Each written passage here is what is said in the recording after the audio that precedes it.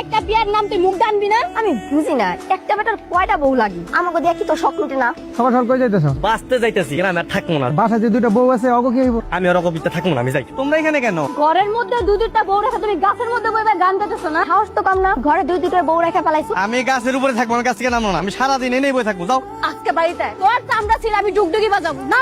আমি এই গাছ থেকে সারাদিনও নামবো না, আমি এই থেকে থাকবো, একটু শান্তিতে থাকতে দাও। যাও, তোমার দোহাই লাগে, যাও যাও যাও। মানে কেমনে নামাইতে হয় তা আমাদের খুব ভালো করে জানা আছে। বুবু ঢিল মারো তো। তোমরা কি আমার বউ নাকি সন্ত্রাসী? আমি তোমার থেকে একটু দূরে থাকতে চাইতেছি, একটু শান্তিতে থাকতে চাইতে, একটু থাকতে দাও আমারে।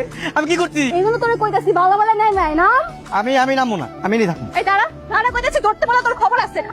আমার মাফ করে দাও, আমার মাফ করে দাও, আমার ভুলে গেছে। আমি তোমার কাছে থাকবো। তোর এই বাসাতে কি হইব না বুঝছ না? একটা বাড়িতে যায় তোর যে কি করি পায়ের মধ্যে শিকল মেন্ডা রাখ আর বড় মাসে যেতে পারে। ওই গ্রামবাসী কেডা কই আছো? আমার বাঁচাও। তুই বউ মিললে আমার বাড়ি এলো, আল্লাহ গ্রামবাসী কে কই আছো? তোর আমি ভালোবাসা বিয়ে করছি, পরে বই লাগে মিললে আমার লাগে বিশ্বাসঘাতকতা করতে তোকে বিচার করবো আল্লাহ। আজকে আমার একটা সমাধান দেন চেয়ারম্যান সাহেব, আমি আর বাঁচতে পারতাছি না। কার বুদ্ধি তো দুইটা বিয়া করছিস, তুই আমার একটু কইতে পারো? খাওয়াইতে পারি না, দুইটা বিয়া তুই করছিস কে? খাওয়াইতে পারি চেয়ারম্যান সাহেব, তো যে পাওয়ার আমার তো একবারে খোঁজা বানায় ফেলাইছে। আমি কত সুন্দর নাদুস নুদুস স্বাস্থ্যবান ছিলাম। তুই বউরে সমানভাবে ভালোবাসলেই তো হয়। তোকে ভালোবাসার গোষ্ঠী গেলে তোকে ভালোবাসা লাগবো না, বিদায় হ।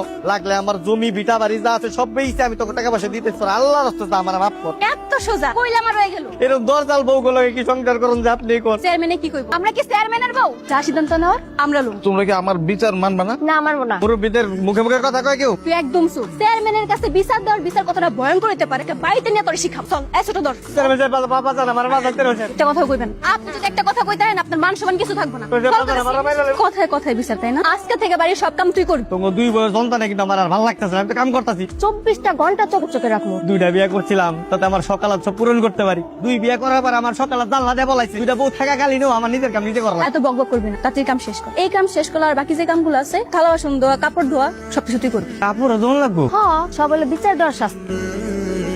আমার দুইটা বউ অত্যাচারে আমার জীবনটা একবারে শেষ। দুটো বউ থাকা তো ভাগ্যের ব্যাপার, তোর জীবন শেষ হয়ে গেল কিভাবে? একজনের ধরে বান্ধে আরেকজন আমার পিঠায়। তোর সমস্যা তো গুরুতর, তবে চিন্তা নাই, সমস্যা যেহেতু আছে এর সমাধানও আছে। গুরু আমার আপনি একটা তাবিজ দেন যাতে আমি অগো দুইটারে উচিত শিক্ষা দিতে পারি। এনে এই তাবিজ আজকে থেকে তোর গলায় ঝুলিয়ে রাখ, দেখবি তোর বউরা তোর কথায় উঠতেছে আর বসতেছে। তুমি যা কুমা আমার বউরা তাই শুনবো? একদম ঠিক তাই, তোর কথা ছাড়া এক চুল পরিমাণ লড়বে না।